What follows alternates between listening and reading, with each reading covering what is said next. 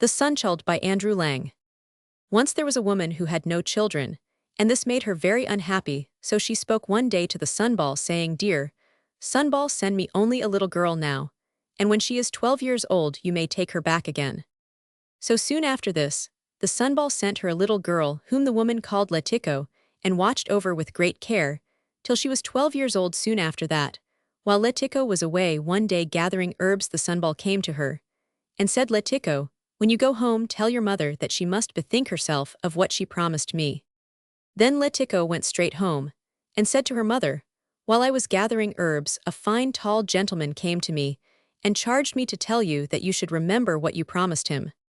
When the woman heard that, she was sore afraid, and immediately shut all the doors and windows of the house, stopped up all the chinks and holes, and kept Letico hidden away, that the sunball should not come and take her away. But she forgot to close up the keyhole, and through it the sunball sent a ray into the house, which took hold of the little girl, and carried her away to him. One day the sunball having sent her to the straw shed, to fetch straw, the girl sat down on the piles of straw, and bemoaned herself, saying, "As sighs this straw under my feet, so sighs my heart after my mother." And this caused her to be so long away, that the sunball asked her, when she came back, Letico, where have you been so long?" She answered, "My slippers are too big, and I could not go faster." Then the sunball made the slippers shorter. Another time he sent her to fetch water, and when she came to the spring, she sat down, and lamented, saying, "As flows the water, even so flows my heart with longing for my mother." Thus she again remained so long away, that the sunball asked her, "Letico, why have you remained so long away?" And she answered, "My petticoat is too long, and hinders me in walking." Then the sunball cut her petticoat to make it shorter. Another time, the sunball sent her to bring him a pair of sandals, and as the girl carried these in her hand, she began to lament, saying, "As creaks the leather, so creaks my heart after my little mother." When she came home, the sunball asked her again, "Letico, why do you come home so late?" "My red hood is too wide, and falls over my eyes, therefore I could not go fast." Then he made the hood narrower. At last, however, the sunball became aware how sad Letico was. He sent her a second time to bring straw, and slipping in after her, he heard how she lamented for her mother. Then he went home, called 2 foxes to him, and said, "Will you take Letico home?" "Yes, why not? But what will you eat and drink if you should become hungry and thirsty by the way?" "We will eat her flesh and drink her blood." When the sunball heard that, he said, "You are not suited for this affair." Then he sent them away, and called 2 hares to him, and said, "Will you take Letico home to her mother?" "Yes, why not? What will you eat and drink if you should become hungry and thirsty by the way?" "We will eat grass and drink from streamlets." "Then take her and bring her home." Then the hares set out, taking Letico with them, and because it was a long way to her home, they became hungry by the way. Then they said to the little girl, "Climb this tree, dear Letico, and remain there till we have finished eating." So Letico climbed the tree, and the hares went grazing.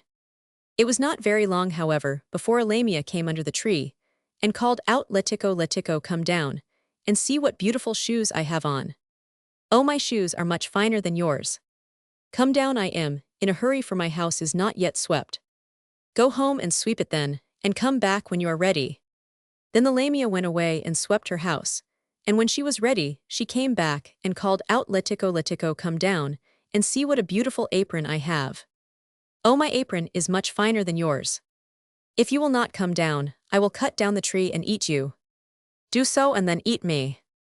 Then the lamia hewed with all her strength at the tree, but could not cut it down, and when she saw that, she called out, "Letico, Letico, come down, for I must feed my children." "Go home then, and feed them, and come back when you are ready." When the lamia was gone away, Letico called out, "Little hares, little hares." Then said one hare to the other, "Listen, Letico is calling," and they both ran back to her as fast as they could go. Then Letico came down from the tree, and they went on their way. The lamia ran as fast as she could after them to catch them up, and when she came to a field where people were working, she asked them, "Have you seen anyone pass this way?" They answered, "We are planting beans." "Oh, I did not ask about that, but if anyone had passed this way." But the people only answered the louder, "Are you deaf? It is beans, beans, beans, we are planting." When Letico had nearly reached her home, the dog knew her, and called out, "Bow wow, see, here comes Letico." And the mother said, "Hush, thou beast of a loam and wilt, thou make me burst with misery. Next the cat on the roof saw her, and called out, Mio mio, see here comes Letico. And the mother said, keep silence, thou beast of a loam wilt, thou make me burst with misery. Then the cock spied, and called out, Cock-a-doodle-doo, see here comes Letico. And the mother said again, be quiet, thou bird of a loam wilt, thou make me burst with misery. The nearer Letico and the two hares came to the house, the nearer also came the lamia, and when the hare was about to slip in by the house door, she caught it by its little tail and tore it out. When the hare came in, the mother stood up, and said to it, welcome, dear little hare, because you have brought me back Letico, I will silver your little tail. And she did so, and lived ever after with her daughter in happiness and content.